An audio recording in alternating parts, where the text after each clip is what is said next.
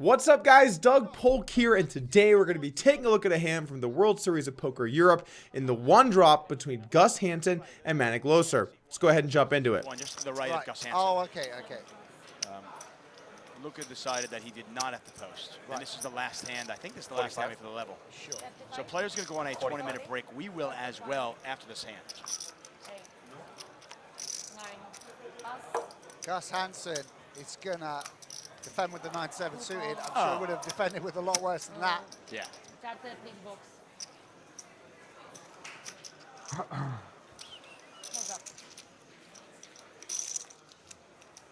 Now, before we jump in and do some analysis, it's important to note that this is a tournament hand and not a cash game hand. I know we've been analyzing a lot of cash game hands on the channel lately, but it's important to understand the differences between the two game types. In a tournament, it's more important to survive. Chips you gain have less value than ones you lose, whereas in a cash game, it's always a one chip equals $1 type situation. That means you want to be a little more risk adverse when you're facing big decisions, and of course, you also want to preserve your tournament life.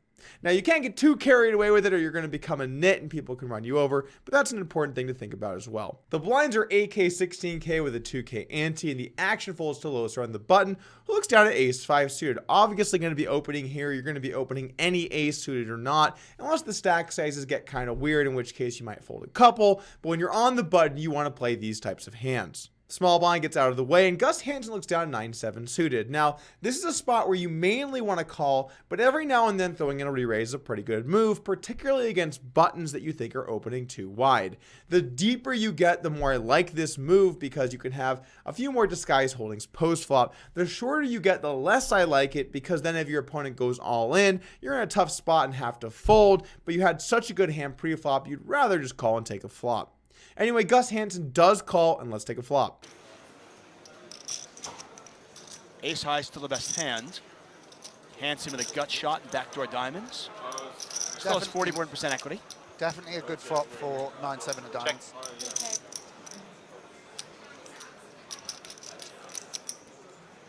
When you're trying to figure out a good check raising strategy, is this one of the hands you might put in your check raising range? Yeah, for sure. Gut shots are really good hands to check raise in this kind of scenario. Also, Gus has got, I don't have too many two pairs here. The flop comes 10-6-3 rainbow, and ace-5 manages to stay in the lead up against just the 9 high of Gus Hansen. However, he does have a gut shot and a backdoor flush draw, so he's got a little playability to go along with it. Gus does check it over to Loeser, and with ace-5, you've got a pretty annoying situation developing. If you bet all your ace highs on the flop when you're check to, then people can start check raising you light, and you're going to have to make a lot of folds. However, if you never bet with a hand like ace high, then you're not going to be taking the pot down against some weaker holdings. In general, when I have some weaker showdown like this ace-5, I tend to check it back and look to play some turns. However, mixing in a bet every now and then seems totally fine. I will say one of the issues with betting ace-5 is that you have so many other hands you want to bluff with. You could have a hand like queen jack or king jack or 9-8 or 5-4 suited or 7-5 suited or 9-7. There are so many different hands that you want to bluff with that when you have ace high, checking and trying to take some showdown isn't really the end of the world. Loeser disagrees and decides to bet 45,000 on the flop, and the action's back over to Gus Hansen. Now, with 9-7 suited, I actually really like these types of hands as check raises. The reason is if you get 3-bet and you have to fold, okay, it's not the end of the world. You only had a gut shot, but you also have the backdoor flush draw, so you get a little more playability on different turns and rivers.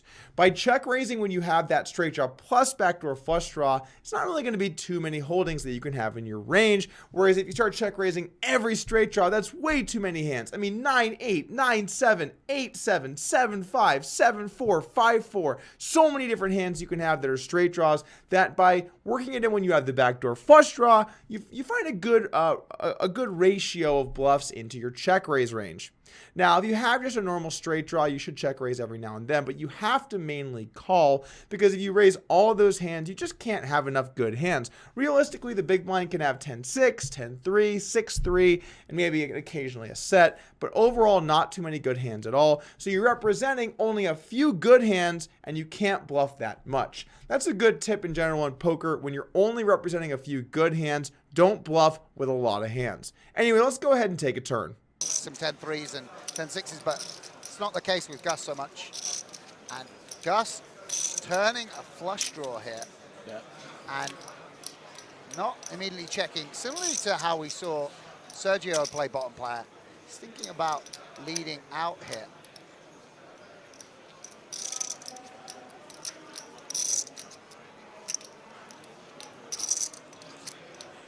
So this raise was the 45,000, the call. 45,000 bet on the flop and a call, and there's the bet. 101,000. And a call with ace high. Nice. Manig. This isn't his first rodeo, Manig Loeser. The turn's the 3 of diamonds, which really starts to spice things up a little bit. Gus Hansen picks up a flush draw and now decides that he could represent having a 3 if he leads out. Now, in general, out of position, you want to avoid leading on a lot of turns because if you do have a lead range, it's hard to figure out what you're leading and what you're checking. Can you defend against bets when you check? Where the good hands go? And it's just so complicated trying to figure all of that out. However, this is a turn where it absolutely makes sense to go ahead and have some leads. When the big blind calls an open and calls a flop bet on 10-6-3, one of the most common hands you're going to find are hands like middle or bottom pair. And the reason is because the big blind's going to have to call with a lot of these weak hands pre-flop. And then when the big blind flops some showdown value, he's going to want to check call with those hands as well. So if Gus Hansen did have a hand with a 3 in it, he'd likely call pre-flop and he'd likely call the flop. So this is a very credible spot to try and mix in some bluffs. Gus Hansen decides to go ahead and bet 101,000. Which is exactly 50% pot. The pot was 202,000, and he bets exactly 50%. Was that on purpose? We'll never know. Now, if I'm in Loeser's spot, I actually don't like this hand too much as a calling hand. I want my opponent to have some kind of straight draw and be bluffing. So cards that are bad to have are cards like a 9, 8, 7, 5, or 4. Cards that are good to have are cards like a king, queen, jack, or deuce, or ace. Those cards are definitely better to have because your opponent won't be bluffing with them. If you have a hand like king, queen, or king, jack, I like that call a lot more than a hand like ace 5. You're more likely to improve the top pair on the river, and then also your opponent's a bit more likely to be bluffing. Against a very small sized lead, you could probably float here with ace 5, but when your opponent bets half pot on a turn that's good for him, I think you can just go ahead and let it go. I mean, yeah, sure, Gus Hansen is known for his splashy, bluffy playstyle, but your hand is so bad and you have so many other good hands to choose from. You can have a 10, you can have an overpair, you can have some of those overcard hands I talked about earlier that I like better. I think this is one hand I'd go ahead and just let go, but Loeser disagrees with me, and let's take a river. Oh, and look at this. Hansen gets there, and Loeser makes a pair of aces.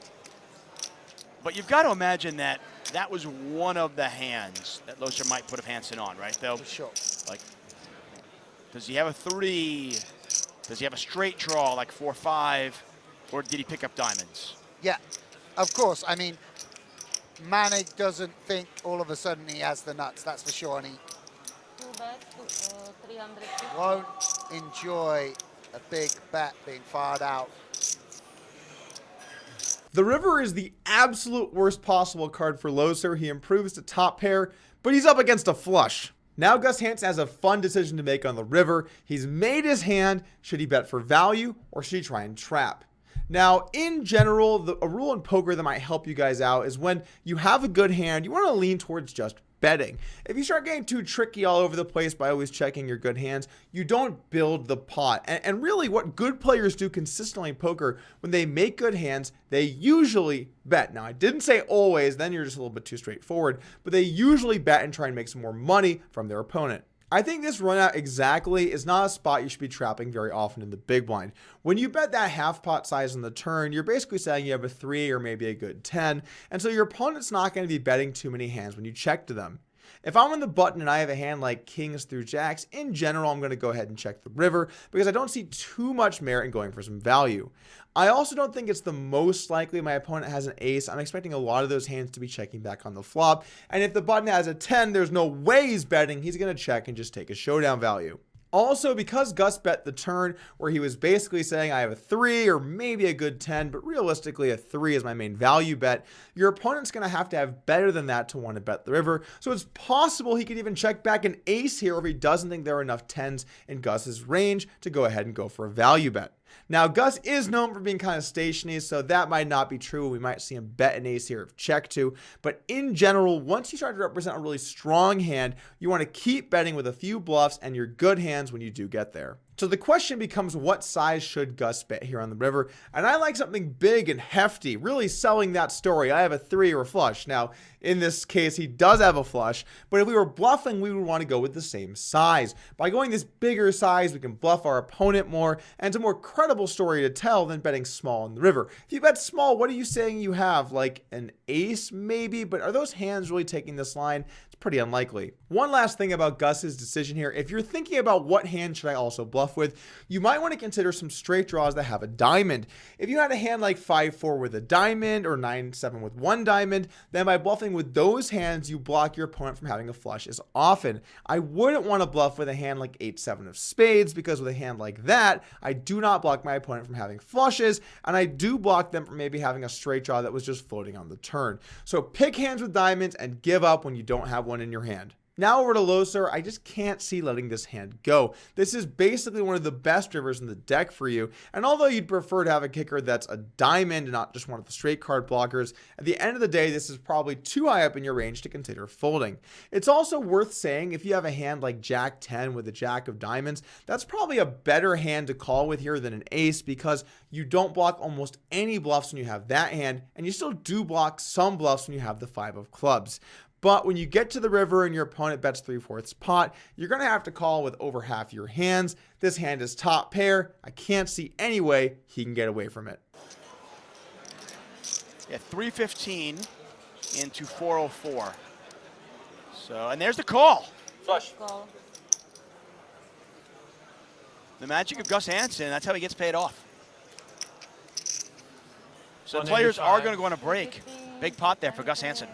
Now, after the hand, Gus Hansen did a short interview where he talks about what it's like to play right now and kids these days. Things evolve. People get better and better. I mean, back in the 80s, although there was some great poker players, I mean, the average player was not as good as they were in 2000, and definitely not as good as they are in 2017. I mean, there's some really tough players. I think it's kind of interesting watching the table, because I have quite some few young Germans, Spaniards, Bulgarian, etc. And it seems sometimes to me a little mechanical. I'm not saying it's wrong or this and that, but it's just a different feel when you play with old timers like Chip Reese and Doyle Brunson and this and that. So it's different, but yeah, hopefully I can hold my own. So far so good, but there's many days to play. That's right, Gus. It's a real shame. There aren't many of us old school players anymore. Thanks for stopping by today, everyone. And make sure to hit that subscribe button and join the team. We got a lot more vids coming your way, so stay tuned.